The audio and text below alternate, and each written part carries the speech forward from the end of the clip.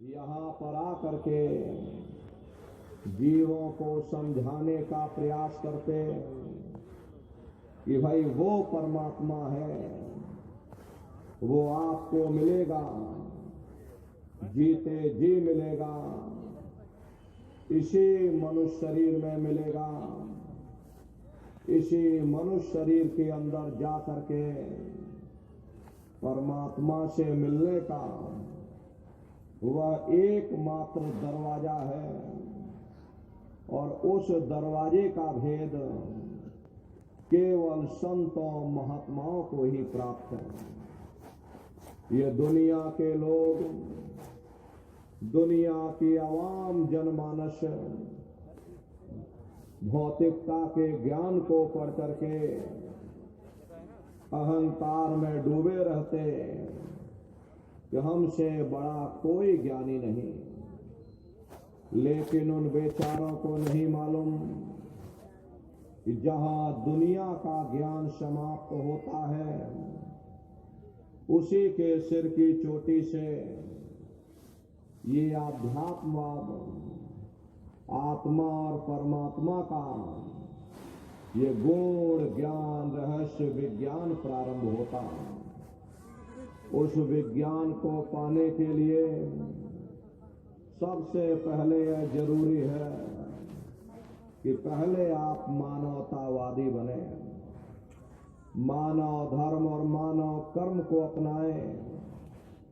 हरे मानव धर्म क्या है कि इंसान इंसान के काम आवे, एक दूसरे की निस्वार्थ भाव से सेवा करे, सत्य, दया, हिंसा, परोपकार आदि गुणों को अपने जीवन में उतार करके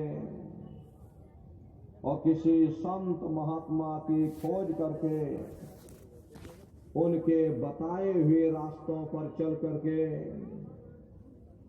उस मालिक की भक्ति करके अपनी जीवात्मा का कल्याण करा ले, यही इंसान का सबसे बड़ा मानव धर्म है। लेकिन आज इस कलिकाल में ये दुनिया की आवाम जनमानस इंद्रियों के भोग और वासनाओं में, शराबों और कबाबों में, मांस और मदिरा में सुख ढूंढने की कोशिश कर रही। ये चरित्र पतन जैसे कार्यों को अपना करके ये आवाम जनमानस कैसे सुखी हो सकती है? पहले अपने चरित्र जैसे धन को इकट्ठा करो, क्योंकि चरित्र ही सब कुछ है, चरित्र ही मानव धर्म की पूंजी है।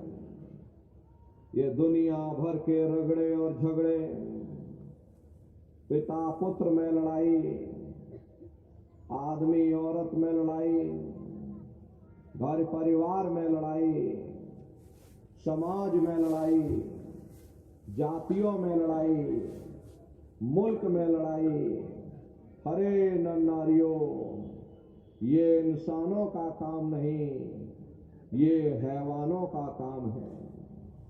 इसलिए पहले आप इंसान बनो, चरित्रवान बनो, महात्माओं के समीप आओ, वे जो दया का प्रसाद दें उसे खुशी खुशी लेकर के अपने निज घर को जाओ, जहां न फिर जन्मना है और ना ही फिर मरना।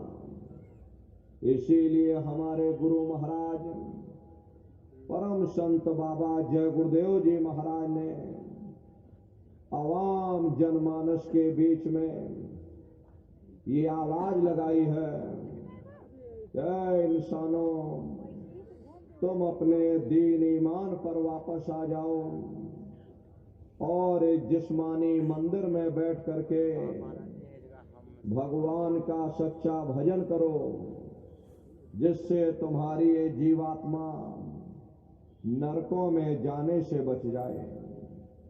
अरे हम माने ना माने, लेकिन संत महात्मा त्रिकालदर्शी होते, वे सब कुछ जानते हैं। अगर हम उनके वचनों को मान जाएंगे तो हम लोग बच जाएंगे, नहीं तो खाई और खंदक में जाकर गिर जाएंगे। इसीलिए अभी वक्त है उस मालिक से सच्ची प्रार्थना करने का, खुदा के सामने अपने गुनाहों की माफी मांगने का, धर्म मजहब के नाम पर लड़ने झगड़ने का नहीं, जात और बिरादरी के नाम पर लड़ने झगड़ने का नहीं। अरे हमने बहुत लड़ लिया, बड़े बड़े झगड़े और फसादे की, बड़ी बड़ी नुक्ताचीनी की, सिवाय नफरत के हमको क्या मिला। नफरत की ऐसी ज्वाला जली जिसमें घर जल गया, परिवार जल गया, समाज जल गई, जातियां जल गई, अब सारा देश जल उठा। इसीलिए सारी मानवता बहुत थक गई। हर कोई ऐसी छांव चाहता है जहां उसे ठंडक मिले, शांति और सुकून मिले। ये सब वहीं मिल सकते जहां शांति के संदेश होते, सुकून के संदेश होते, मानव धर्म और मानव कर्म के संदेश होते। और ये संदेश केवल संत महात्मा फकीर देते, जो समदर्शी होते हैं, जो समस्त जीवों के अंदर उस प्रभु के अंश को देखते। ऐसे समदर्शी उन महात्माओं की खोज करो। ये मत देखना कि महात्मा किस जाति के हैं, महात्मा किस बिरादरी के हैं। हर जातियां कर्म के अनुसार बनाई गई, जन्म के अनुसार नहीं। मनुष्य की एक ही जाति है, वो है मानव जाति। और इसी मानव जामे में बैठ करके हमें उस मालिक की भक्ति करनी। हरे नन्नारियों, सुपच जात के भंगी थे, रैदास जी जात के हरजन थे, मीराबाई जात की छत्राणी थी। अगर वे सब उस मालिक को प्राप्त कर सकते तो आप भी उस मालिक को प्राप्त कर सकते हैं। लेकिन बगैर महात्माओं के, बगैर मुर्शिद के कोई भी जीव इस संसार समुद्र से ना कोई पार हुआ और ना ही कोई हो सकता। ये समुद्र ऐसा है जिसके न इस किनारे का पता न उस किनारे का पता कोई नहीं जान सकता। ये दुनिया कब बनी, कितनी बार प्रलय और महाप्रलय हो गई, लेकिन इतना जरूर मालूम है कि जिस दिन से दुनिया बनी है हम आप यहीं पर भटका खा रहे। अगर इधर से हवा चली, नैया हमारी उधर चली गई, और अगर उधर से हवा चली तो हमारी नैया डगमगाते हुए इधर चली गई। न जाने कितने युग और कल्प बीत गए, लेकिन हमारी ये नैया आज तक इस भवसागर से किनारे नहीं लगी। इसलिए नन्नारियों, सौभाग्य से वक्त का इतना बड़ा वरदान आपको मिल गया। ये मानव तन आपको मिल गया। मिली नरदेह है तुमको, बनाओ काज कुछ अपना। पचो मत आए इस जग में, जानियो रैन का सपना। हरे नन्नारियों, जैसे रात में हम लोग स्वप्न देखते हैं, हालांकि उस समय पर हमें स्वप्न सच मालूम पड़ता, असली प्रतीत मालूम होता है। लेकिन जब सुबह उठते हैं जब हमारी आंख खुलती, जब हमको होश आता, तब हम विचार करते कि नहीं भाई, हम तो स्वप्न देख रहे थे, ये सब भ्रम है।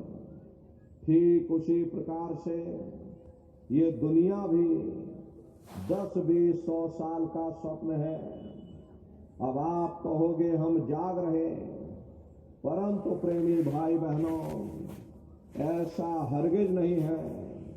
जिस दिन मौत का वक्त आएगा, अरे आप रोगे, हाय हाय करके चिल्लाओगे, हाय हमने सारी जिंदगी यूं ही स्वप्न में गुजार दी, जागने का समय अभी आया, जो कुछ करना है अभी करना। लेकिन प्रेमी भाई बहनों, अब पछताए होत क्या, जब चिड़िया चुग गई खेत। प्रेमी भाई बहनों, जैसे मरीज को मिश्री कड़वी लगती है, हालांकि मिश्री कड़वी नहीं होती, बल्कि मरीज के मुंह का जायका कड़वा होता। उसे चाहे कितने अच्छे अच्छे भोजन करा दो, हलवा पूरी पकवान बना करके खिला देना, उसे अच्छा नहीं लगेगा। ठीक उसी प्रकार से यह मनुष्य भी इंद्रियों के भोग और वासनाओं में, शराबों और कबाबों में, मांस और मदिरा में इस कदर से फंसा हुआ, यहां से निकलना दुश्वार हो गया। अरे निकलना तो दूर की बात रही, उस मालिक की ओर ध्यान ही नहीं जाता। शराब प्रेमी भाई बहनों, हमारा ख्याल तक नहीं जाता। और अगर भूले भटके चला भी जाए, तो दुनिया की लज्जतें, दुनिया की वासनाएं, दुनिया का मोह और प्यार हमें खींच करके वापस दुनिया में लाकर डाल देता। अब महात्मा करे तो करे क्या?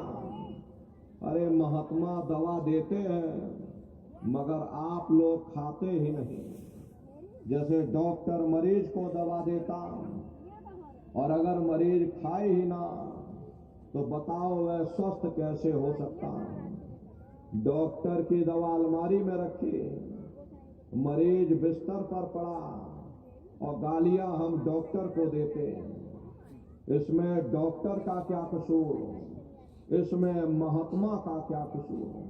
प्रेमी भाई बहनों, जब तक हम अपने आप की गलती नहीं देखेंगे, हम कभी कामयाब नहीं हो सकते। महात्मा प्रेम से जीवों को समझाते कि भाई देह और गृह सब झूठा, भरम में काहे को खपना, ये घर बार हमारा अपना नहीं, हरे पराया देश है, ये सराय खाना है, ये मुसाफिर खाना है, ये शरीर भी तुम्हारा अपना नहीं, ये भी काल का पिंजरा है, किराए का मकान है, पराया मकान है।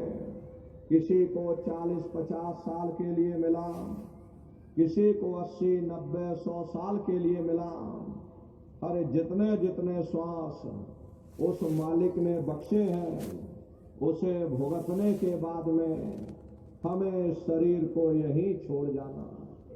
श्वास दुधारा नित्य ही जारी, एक दिन खाली चाम। हरे प्रेमी भाई बहनों, एक तालाब पानी से चाहे कितना भी क्यों ना भरा हो, आप एक छोटी सी नाली काट कर खोल दो, तो सारा पानी ही तालाब से बाहर निकल जाएगा। ठीक उसी प्रकार से हमारा ये शरीर भी श्वासों का भंडार है। जब तक श्वासों का भंडार जारी है, हम दुनिया के काम काज में फंसे हुए, दुनिया के कारोबार में उलझे हुए। लेकिन जिस वक्त ये श्वासों का भंडार खाली होगा, अरे टेलीफोन खड़क जाएंगे, तार पहुंच जाएंगे, संदेश पहुंच जाएंगे, सब रिश्ते नातेदार, सब कुटुंब परिवार वाले, सब अड़ोस पड़ोस वाले मिनटों सेकंडों में इकट्ठा हो जाएंगे। अरे नर नारियों, जिस शरीर से तुम इतना प्रेम किया करते थे, उसे कोई एक रात भी घर में रखने को तैयार नहीं होता। कंधों पर लटका करके शमशान भूमि पर छोड़कर आ जाते। हिंदू लोग तिनका तोड़ाते, जैसे तिनका टूट गया तेरा मेरा रिश्ता नाता टूट गया। मुसलमान सिख ईसाई लोग खाक की मिट्टी कब्र में डाल देते। जो मेरे लिए खाक की मिट्टी है वह मेरे लिए तू है। अब बताओ प्रेमी भाई बहनों, जिन रिश्ते नातेदारों के खातिर, जिन कुटुंब परिवार वालों के खातिर आपने सारी जिंदगी गुजार दी, इतना इतना कष्ट सहा, इतनी इतनी मुसीबतें सही, सबने मिनटों सेकंडों में आपसे रिश्ता नाता तोड़ दिया। अरे बड़े बड़े राजे महाराजे आए, सारी जिंदगी उन्होंने किला बनाते बनाते गुजार दिया। आज उनके किलों को जाकर देखो, आज खंडहर बने पड़े हुए। जीव सब लोभ में भूले, काल से कोई नहीं बचना। ये सारा संसार, ये काम क्रोध लोभ मोह अहंकार की आग में जल रहा। सारा जगत काल का चबेना है। कबीर साहब ने कहा कि जगत चबेना काल का, कुछ मुख में कुछ गोद में। करोड़ों कौमें आई और चली गई, करोड़ों युग बीत गए। सतयुग त्रेता द्वापर बीत गया, कलयुग में हम सभी लोग मौजूद हैं, लेकिन अभी तक हमारा छुटकारा नहीं हुआ। अगर हुआ होता तो आज हम सब यहाँ न बैठे होते। अरे कई जन्म भय कीट पतंगा, कई जन्म भय मीन कुरंगा, कई जन्म पंछी सरफोयो, कई जन्म है वर वृक्ष जोयो। मिल जगदीश मिलन की वरिया, चिरंकार यह देश सजरिया। करोड़ों युगों से हम आप कभी कीड़े पतंगों की योनि में, कभी पेड़ पौधों की योनि में, तो कभी पशु और पंछियों की योनि में भटका खा रहे हैं। प्रेमी भाई बहनों, बड़े सौभाग्य से हमको यह मानव तन मिला। कुछ अपना भी काम कर लो, अपनी जीवात्मा के कल्याण के लिए थोड़ा बहुत विचार कर लो, वरना ये समय तुम्हारा निकलता चला जा रहा। अरे हम लोग कहते हैं कि भाई हमारी उम्र बढ़ रही, आपकी उम्र बढ़ नहीं रही। आपकी उम्र दिन प्रतिदिन घटती चली जा रही। ये चंद श्वासों की पूंजी जो आपको मिली हुई, ये दिन प्रतिदिन कम होती चली जा रही। एक समय ऐसा आएगा, ये बुलबुला तुम्हारा फूट जाएगा। उस समय बड़ा भारी कष्ट होगा। अरे मामूली पीड़ा नहीं होती, मौत के समय में घनघोर पीड़ा होती है। सहजो भाई ने बयान किया है कि सहजो मौतें आईया, अंग अंग दिया तोड़, और हिया जरे छाती फटे, उठे पीर घनघोर। गुरु महाराज सत्संग में कहते थे, जैसे 1 लाख बिच्छू एक साथ हमारी जिस्म पर डंक मारे, उससे भी लाखों करोड़ों गुना ज्यादा मौत के समय में दर्द होता। जब मृत्यु आती है, किस तरह से प्राण निकलते, प्राणों के निकलने की क्या प्रक्रिया होती, उसे भी आप अच्छी तरह समझ लो।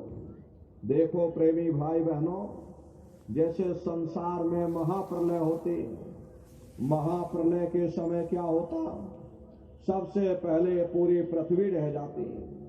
ये पृथ्वी पानी में घुल करके पानी बन जाती। मानव सृष्टि की प्रलय एक बड़ी कयामत, और शरीर की प्रलय एक छोटी कयामत है। तो जैसे ही मौत आएगी, सबसे पहले गुदा चक्र टूटेगा, सिमटत भास श्वास उठ जावे, प्राण पति जब सिमट समावे, उस समय हमारी श्वासें रुक जाएंगी, शरीर की चेतना ऊपर सिमटने लगेगी। तो सबसे पहले गुदा चक्र टूटेगा, क्योंकि गुदा चक्र में पृथ्वी का वास होता। गुदा चक्र टूट करके ऊपर इंद्रिय चक्र में समा जाएगा। इंद्रिय चक्र में जल का वास होता, यानी जल ने पृथ्वी को घोल दिया। फिर जब इंद्रिय चक्र टूटेगा तो यहां नाभि चक्र में समा जाएगा। नाभि चक्र में अग्नि का वास होता, यानी अग्नि ने फिर जल को सुखा दिया। फिर जब ये नाभि चक्र टूटेगा तो हृदय चक्र में समा जाएगा। हृदय चक्र में वायु का वास होता, यानी कि वायु ने अग्नि को अपने में समाहित कर लिया और इस तरह से वायु आकाश में उड़ गई। ये आंखों की पुतलियां पलट जाती हैं। जब यह कर्म कला उपजावे, बुद्धि सुरत की आन दबावे, जब यह जीवात्मा पांचों तत्वों को लांग करके जल पृथ्वी अग्नि वायु आकाश पांचों तत्वों को लांग करके ऊपर आती है, तो काल दाढ़ में आन दबानी और जब ढर के नैनन से पानी।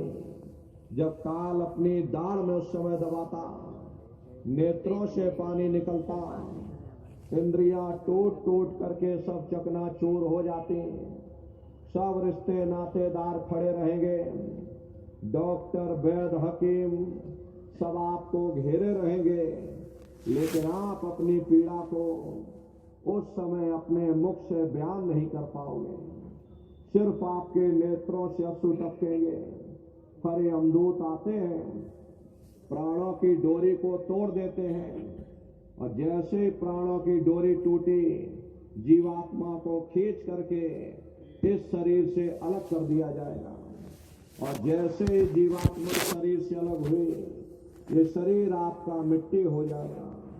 फिर इस मिट्टी को एक रात अपने घर में कोई रखने को तैयार नहीं होता।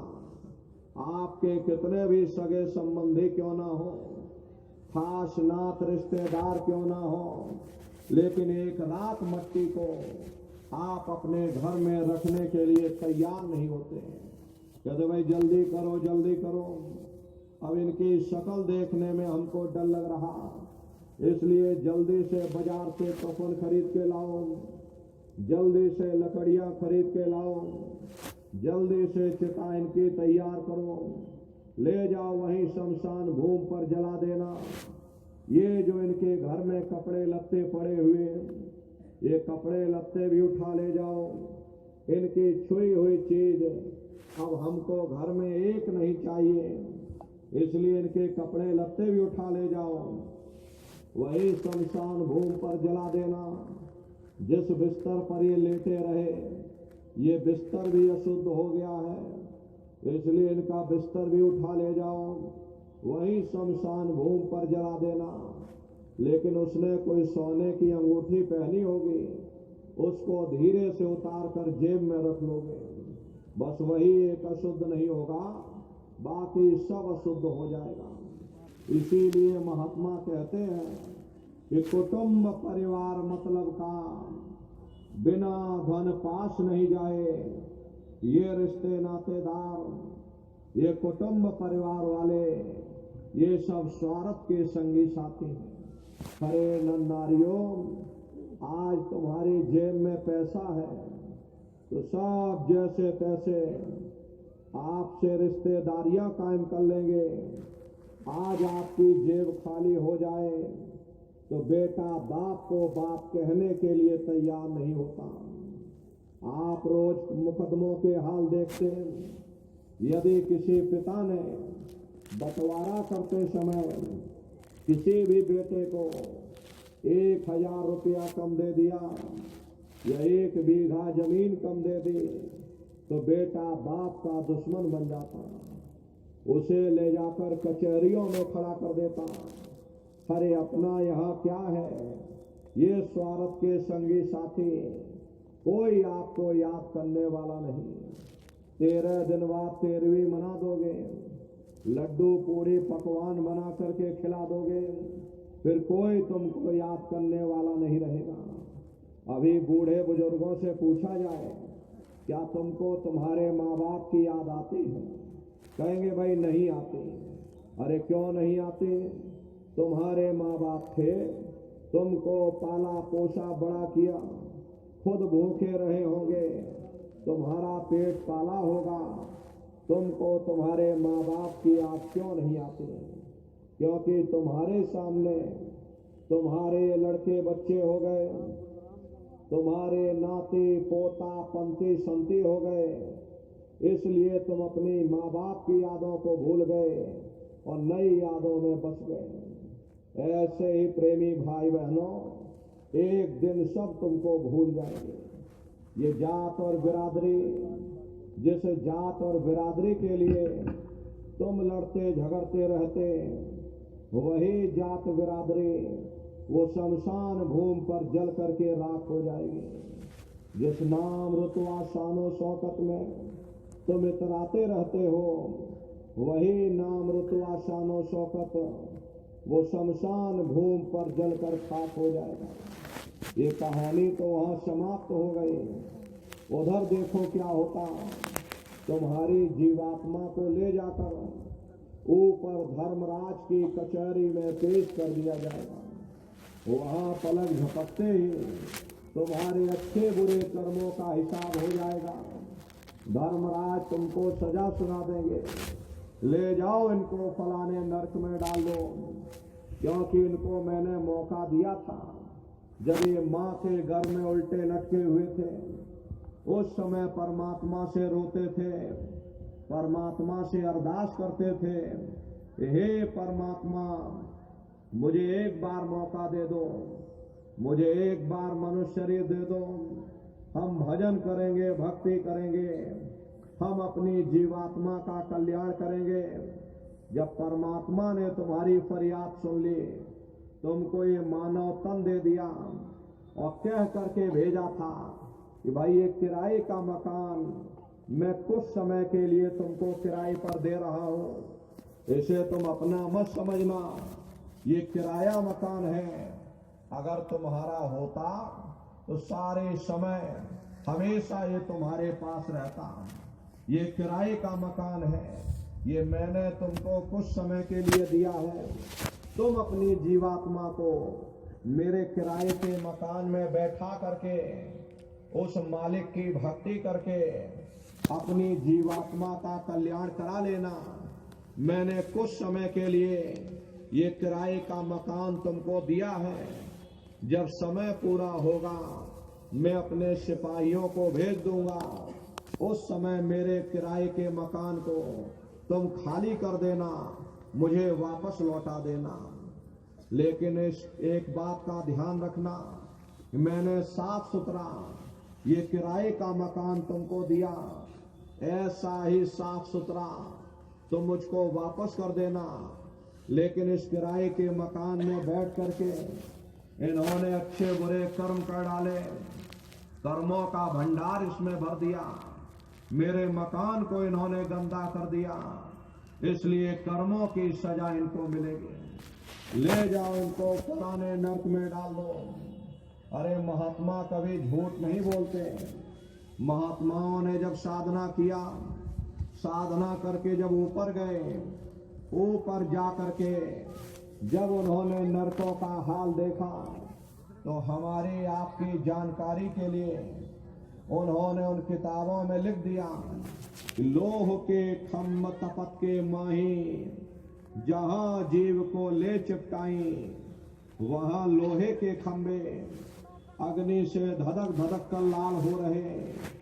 ऐसे खोटे जीवों को उन खम्भों में चिपटाया जाता, जीव हाय हाय करके तड़पता है, तड़प तड़प जीव जुलम बुखारी, और तपत खम्भ दुखी उपजे भारी। असहनी वेदना होती है, असहनी दुख दर्द होता, जीव वहां रोता चिल्लाता रहता, वहां कोई तुम्हारी पुकार सुनने वाला नहीं, कोई तुम्हारी दर्द भरी आवाज को सुनने वाला नहीं। हरे नारियों, ये दुर्दशा क्यों हो गई? क्योंकि हम लोग मनमुखी हो गए, मन के कहे पर चलने लगे। मन के कहे पर चल करके अच्छे बुरे कर्म करने लगे। कर्मों का ये जखीरा अंबार के अंबार हमने अपने सिर पर लाद लिए। आज उन्हीं कर्मों का भोग पा रहे हैं। हरे महात्मा कहते हैं कि भाई नर के अनेक और हैं, कहलग कहो बखान, दुख भोगते यह जीव जो, जाने जो भोग समान। कहते भाई एक नरक नहीं, ऐसे वहां अनेकों अनेक नरक बने हुए, अलग अलग खोटे पाप कर्मों के वहां पर अलग अलग नरक बने। ये जीव अपने कर्म के अनुसार अनंतों अनंत युगों तक, वर्षों की बात नहीं कर रहे, अनंतों अनंत युगों तक जीव नरकों की यातनाएं भोगता रहता है। और नरकों की यातनाएं भोगने के बाद में इसी जीवात्मा को सीधे मनुष्य शरीर नहीं मिलता, बल्कि इसे 4 खान और 84 लाख योनियों में डाला जाता है। ये 4 खान 84 लाख योनियां, ये कोई मामूली योनियां नहीं होती।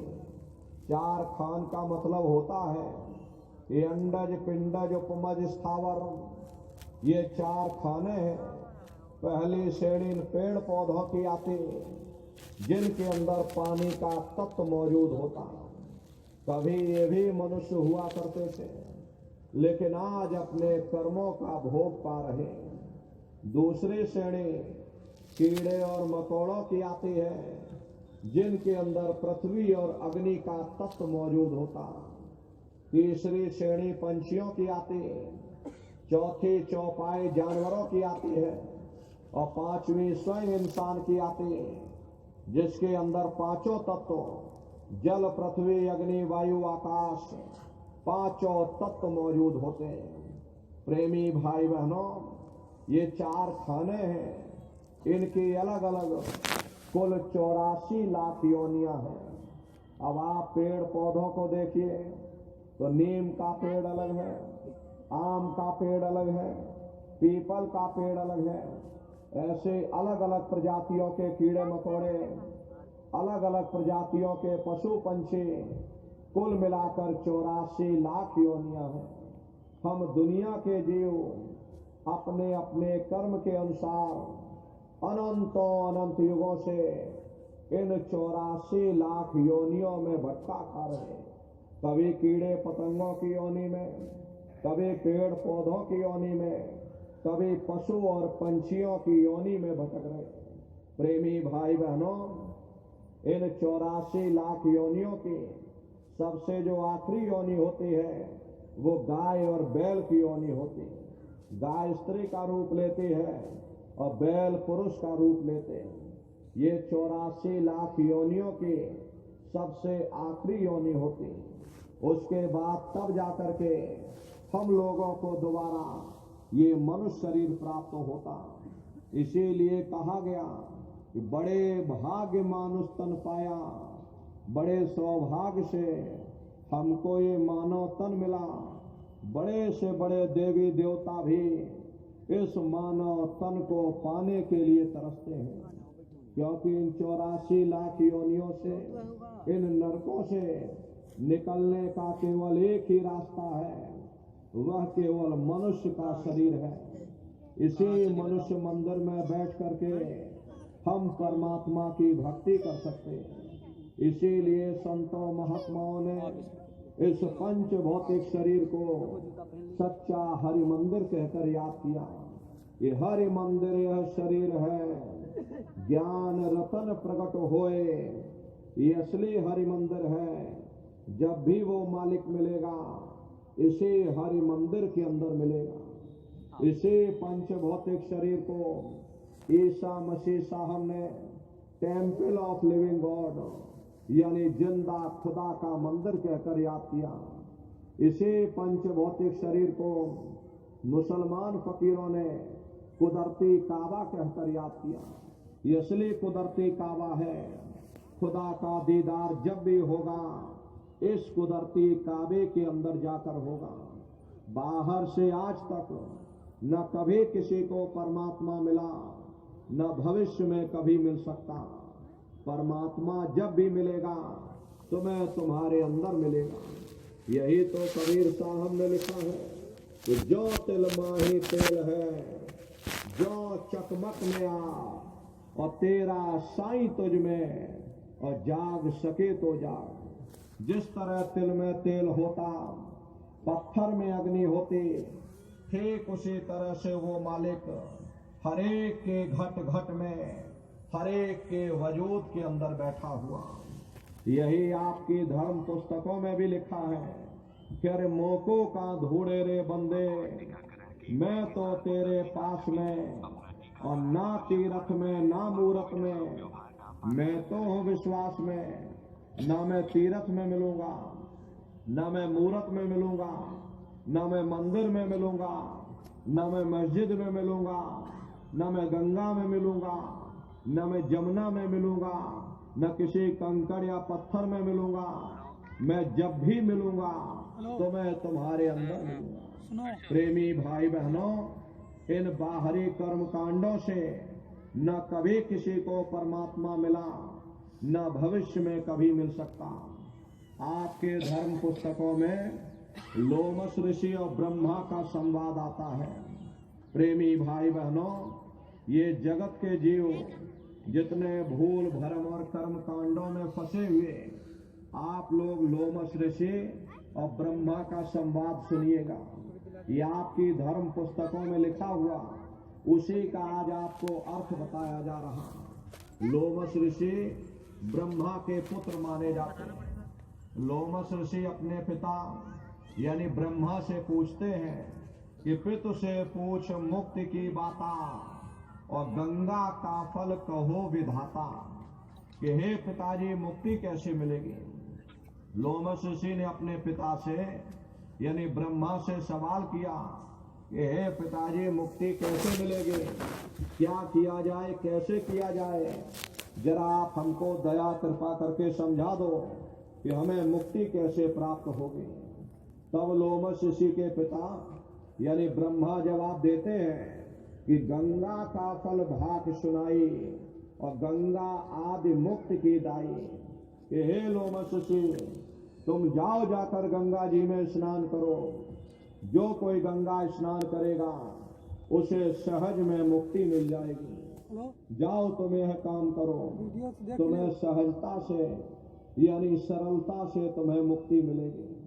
तब लोमस ऋषि जवाब देते हैं कि सहस एकादश गंगा नहाया, जासे जौन मक्ष का पाया।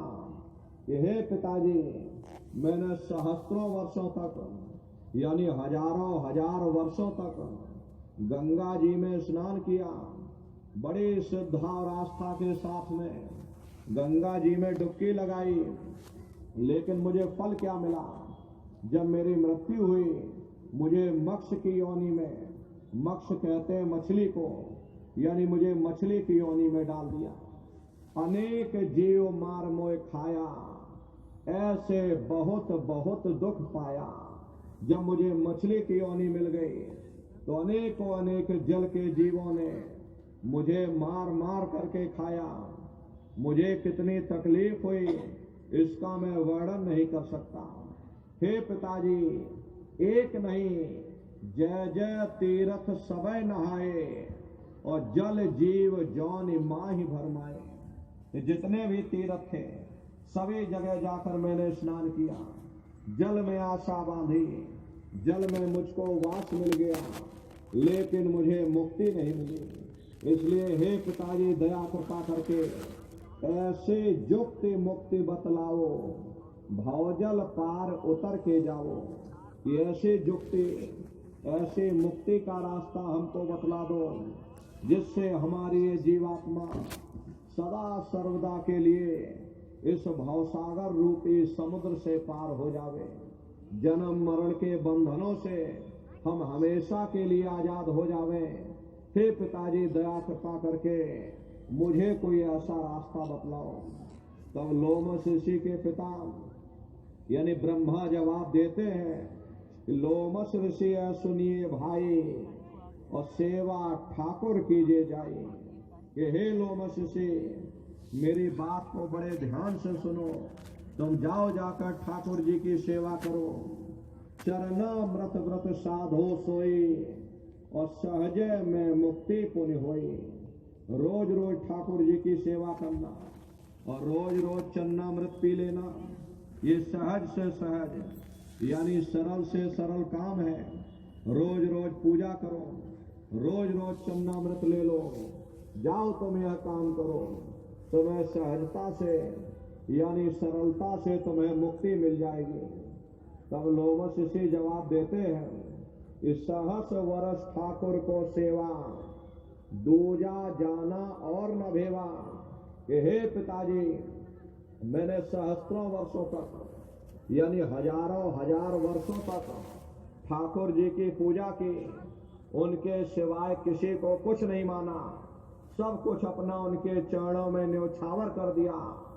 विध विध ध्यान विधि से कीन्हा, और फल पायो पाहन को लीन्हा। कहते भाई विध विधि ध्यान, यदि विधि और विधान के साथ में जैसे जैसे धर्म ग्रंथों में उल्लेख है, ठीक उसी प्रकार से विध विधान के साथ में मैंने ठाकुर जी की पूजा की, लेकिन मुझे फल क्या मिला? फल पायो पाहन को लीन्हा। पाहन कहते हैं जड़ को, यानी मुझे जड़ में वास मिल गया, लेकिन मुझे मुक्ति नहीं मिली। इसलिए हे पिताजी, दया कृपा करके मुझे कोई ऐसा रास्ता बतला दो जिससे मुझे मुक्ति मिल जाए। ये जन्म मरण के बंधनों से हम हमेशा के लिए आजाद हो जावे। हे पिताजी, दया कृपा करके मुझे कोई ऐसा रास्ता बतला। तब लोमस ऋषि के पिता यानी ब्रह्मा जवाब देते हैं कि हे लोमस ऋषि, पूजो पत्ती प्रीत लगाई, और पीपर में जल ना हो जाई। तुम प्रीत लगा करके स्वामी नाम की पत्ती की पूजा करो। स्वामी नाम की पत्ती ये माताएं बहनें जानती होंगी, घरों के आंगन में लगाई जाती है, उसकी पूजा की जाती है। क्योंकि हमारे गुरु महाराज का नाम है, इसीलिए हम लोग नहीं लेते हैं, लेकिन उसी का यहाँ पर वर्णन किया गया। तो देखिए, ब्रह्मा कहते हैं कि हे लोमस ऋषि, तुम प्रीत लगा करके स्वामी नाम की पत्ती की पूजा करो। एक दिया पत्ती पे लावे, सो तो कोटि यज्ञ फल पावे। हे लोमस ऋषि, जो एक दिया स्वामी नाम की पत्ती के नीचे रखता है, उसे कोटान कोटि यज्ञों का फल प्राप्त होता।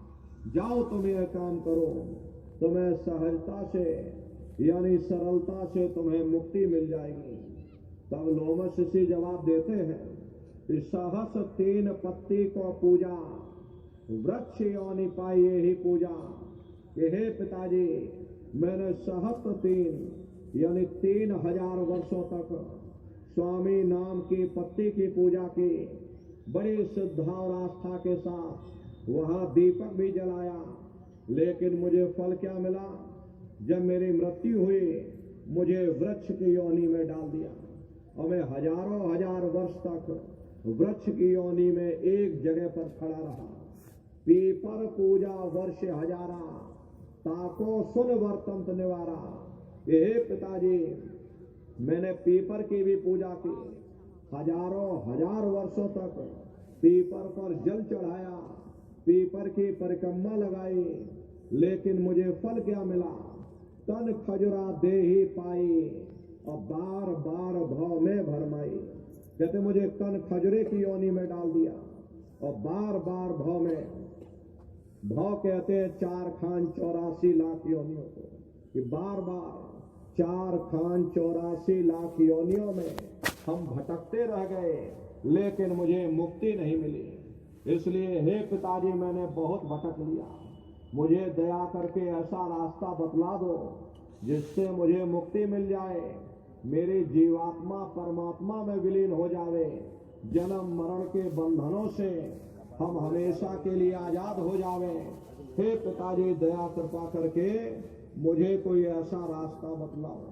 तब लोमस ऋषि के पिता यानी ब्रह्मा जवाब देते हैं कि हे लोमस से एकादशी करो तुम जाए, याते मुक्ति सहज में पाए।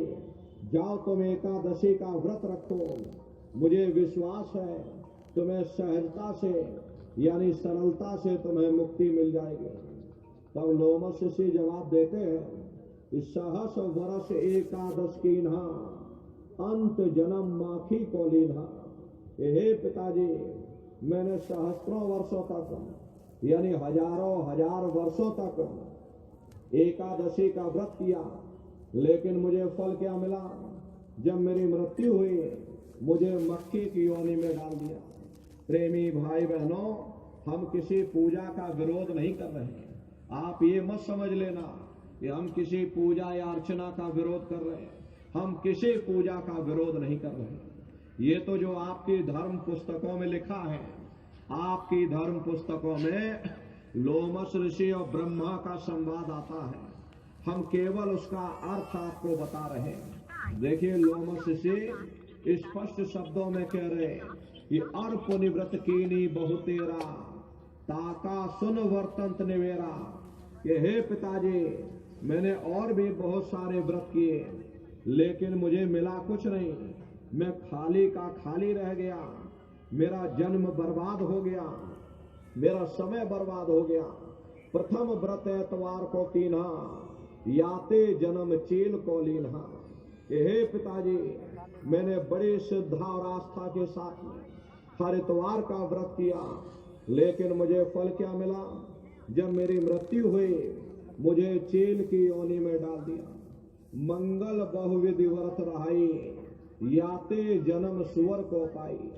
हे पिताजी, मैंने मंगलवार का भी व्रत किया, लेकिन मुझे फल क्या मिला? जब मेरी मृत्यु हुई मुझे सुअर की योनि में डाल दिया। और पुनिव्रत तेज को कीन्हा, और कुकर जन्म ताही से लीन्हा। हे पिताजी, मैंने तेज का भी व्रत किया, लेकिन मुझे फल क्या मिला? जब मेरी मृत्यु हो गई मुझे कुत्ते की योनि में डाल दिया गया। और परदोष नेम से कीन्हा, खर को जन्म ताही से लीन्हा। तो भाई बड़े नियम और संयम के साथ मैंने परदोष व्रत भी किया, लेकिन मुझे फल क्या मिला? जब मेरी मृत्यु हुई मुझे खर की योनि में, खर कहते गधे को, गधे की योनि में डाल दिया। इसमें से निकाला उसमें डाल दिया। अब उसे आप सजने संवारने में लग गए, तब तक ले जाकर दूसरे खोल में डाल दिया। फिर उसे आप सजने संवारने में लग गए, तब तक ले जाकर तीसरे खोल में पटक दिया। फिर उसे आप सजने संवारने में लग गए। ऐसे ही वो मदारी नचाता रहता और आप बंदर की तरह नाचते रहते। महात्मा कहते हैं, भाई नौमी व्रत अष्टमी कीन्हा, याते जन्म घोष को लीन्हा। कि हे पिताजी, मैंने नौमी और अष्टमी का भी व्रत किया, लेकिन मुझे फल क्या मिला? जब मेरी मृत्यु हुई मुझे घोष की योनि में डाल दिया। अंत में लोमस ऋषि कहते हैं कि अर्प निवृत कर झार बनाई, पर मुक्ति हमने नहीं पाई। बड़े स्पष्ट शब्दों में उन्होंने अपने पिता से बयान किया कि हे पिताजी, मैंने और भी बहुत सारे व्रत किए, लेकिन मुझे मुक्ति नहीं मिली। मैं खाली का खाली रह गया, मेरा जन्म बर्बाद हो गया, मेरा समय बर्बाद हो गया। इसलिए हे पिताजी, दया कृपा करके मुझे कोई ऐसा रास्ता बतला दो जिससे मुझे मुक्ति मिल जाए। तब लोमस ऋषि के पिता यानी ब्रह्मा जवाब देते हैं कि हे लोमस ऋषि, तुमने बहुत भटक लिया, एक काम और करो, जा करके जाओ तुम थोड़ा दान पुण्य करो। पुण्य गौ का सबसे भारी, और याते मुक्ति होए विचारी। हे लोमस ऋषि, दान पुण्य में सबसे बड़ा पुण्य गौदान माना जाता। जाओ तुम गौदान करो जा करके, मुझे विश्वास है इससे तुम्हें सहजता से यानी सरलता से तुम्हें मुक्ति मिल जाएगी। तब लोमस ऋषि जवाब देते हैं कि गौदान कीन्हा बहुतेरा, और जन्म मिला जो बकरी केरा। हे पिताजी, मैंने बहुत गौदान किया, लेकिन मुझे फल क्या मिला? जब मेरी मृत्यु हो गई मुझे बकरी की योनि में डाल दिया। न जाने कितनों ने मेरा शिकार किया, मुझे मार मार करके, मुझे काट काट करके खाया गया। मुझे कितनी तकलीफ हुई, कितनी मुझे पीड़ा हुई, इसका मैं वर्णन नहीं कर सकता। और हे पिताजी, जो तुम कही सभी हम कीना, और मुक्ति न पायो रहो अधीना। जो भी आपने विधि बताई मैंने विधि विधान के साथ उसे पूर्ण किया। इतना तीर्थ और व्रत, इतना कर्मकांड इस संसार में कोई नहीं कर सकता जितना कि मैंने किया। लेकिन मैं खाली का खाली रह गया, मेरा जन्म बर्बाद हो गया, मेरा समय बर्बाद हो गया। जहां मैंने आशा बांधी वहीं मुझको वास मिल गया, लेकिन मुझे मुक्ति नहीं मिली। इसलिए हे पिताजी, बड़े दीन भाव से गिड़गिड़ाते हुए अपनी प्रार्थना कर रहे हैं कि हे पिताजी, मैंने बहुत भटक लिया, मुझे कोई ऐसा आखिरी विकल्प बता दो जिससे मुझे मुक्ति मिल जाए। जन्म मरण के बंधनों से हम हमेशा के लिए आजाद हो जावे, मेरी जीवात्मा परमात्मा में विलीन हो जावे, फिर कभी संसार में हमको ना आना पड़े। हे पिताजी, दया कृपा करके मुझे कोई ऐसा रास्ता बतलाओ।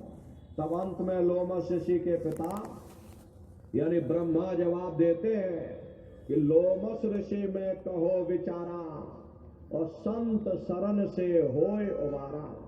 कि हे लोमस ऋषि, मेरा ये अंतिम विचार है कि तुम जाओ, जाकर संतों की शरण में चले जाओ, वहीं से तुमको मुक्ति मिलेगी। तीरथ व्रत सब झूठ पसारा, और नहीं हुई है इनते निर्वारा। ये तीरथ व्रत सब झूठ का पसारा है, ये मेरे फैलाए हुए जंजाल है, इससे कभी किसी को मुक्ति प्राप्त नहीं हो सकती। अगर तुम मुक्ति पाना चाहते हो तो संतों की शरण में चले जाओ। अब बताओ प्रेमी भाई बहनों, ब्रह्मा को अपने पुत्र की जरा सी चिंता नहीं, और हजारों हजार वर्षों तक अपने ही पुत्र को भटका दिया। तब अंत में उन्होंने उपाय बताया, इस संत शरण से होय उबारा, और तीरथ व्रत सब झूठ पसारा। अगर मुक्ति पाना चाहते हो तो संतों की शरण में जाओ। इसीलिए उस अनामी महाप्रभु ने जब संसार की हालत देखी, ये सारा संसार और संसार के समस्त जीव अंधकार के दलदल में फंसते चले जा रहे, चारों तरफ आडंबर ही आडंबर फैल गया, कर्मकांड ही कर्मकांड फैल गया, तो जीवों को पार करने के लिए उस अनामी महाप्रभु ने संतों महात्माओं को इस धरती पर भेजा। और संत महात्मा फकीर इस धरती पर आकर के जीवों को समझाने की कोशिश करते हैं कि भाई हम आए वही देश से, और जहां तुम्हारा धाम और तुमको घर पहुंचावना एक हमारो काम। हम उसी देश से आए हैं जिस देश के तुम रहने वाले हो, परंतु तुम अपने सच्चे देश को छोड़ करके इस झूठे काल और माया के देश में आकर फंस गए। अरे नन्नारियों, यह देश तुम्हारा देश नहीं, तुम्हारा देश सचखंड है। ये कौम तुम्हारी कौम नहीं, तुम्हारी कौम सतनाम है, और ये जीवात्मा उस सतनाम रूपी समुद्र की बूंद है। इस बूंद को समुद्र से मिलाओ, यानी जीवात्मा को उस परमात्मा से मिलाओ। इसके लिए न तुम्हें घर बार छोड़ने की जरूरत है, न बाल बच्चों को छोड़ने की जरूरत है, न समाज छोड़ने की जरूरत है, न जात और बिरादरी बदलने की जरूरत है। हरे नन्नारियों, ये जात पात के रगड़ों झगड़ों ने ही मनुष्य के ऊपर पर्दा डाल दिया, वरना महात्माओं का उपदेश इतना सरल है कि 5 वर्ष के बच्चे से लेकर के 100 वर्ष का बूढ़ा भी कर सकता। क्या स्त्री और क्या पुरुष, क्या आदमी और क्या औरत, क्या ऊंच और क्या नीच, क्या अमीर और क्या गरीब, वो नाम सबके लिए साझा है। वो हर मनुष्य के अंदर दिन और रात धुनकारे दे रहा। वो साधु संतों के अंदर गूंजता है तो वह चोरों ठगों के अंदर भी गूंजता। यहाँ किसी कौम का सवाल नहीं, किसी मजहब का सवाल नहीं, किसी जात और बिरादरी का सवाल नहीं। इसीलिए महात्मा कहते हैं, भाई अगर तुम मालिक को प्राप्त करना चाहते हो तो किसी संत महात्मा की खोज करो।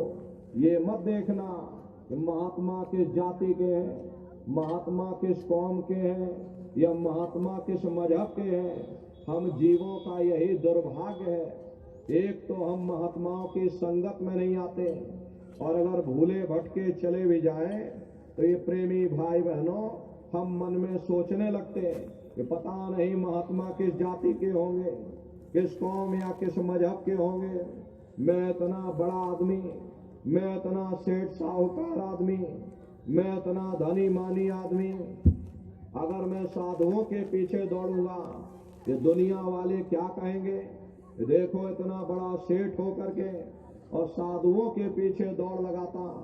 हरे प्रेमी भाई बहनों, महात्मा कहते हैं कि अगर तुम्हारे मन में मालिक से मिलने का सच्चा प्रेम है तो तुम्हें दुनिया के तानों बानों का, लोक लाज की परवाह नहीं करनी चाहिए। देखिए हुजूर राय साहब शालिग्राम जी महाराज, आपका कोई मामूली ओहदा नहीं था। आप उन दिनों में उत्तर प्रदेश के पोस्ट मास्टर जनरल ओहदा हुआ करते थे। पोस्ट मास्टर जनरल का ओहदा अपने आप में बड़ा रुतबेदार ओहदा हुआ करता था, लेकिन आप अपने गुरु की सेवा में इस कदर से लीन थे कि आप आगरा में ही गुरु महाराज के घर से और 2.5 किलोमीटर दूर यमुना नदी से पानी की गगरी भर करके अपने गुरु जी के स्नान के लिए लाया करते थे। जिस बाजार से आप हो करके गुजरते थे वो बाजार आपकी बिरादरी वालों का था। अब बिरादरी वालों ने ताने मारने शुरू कर दिए।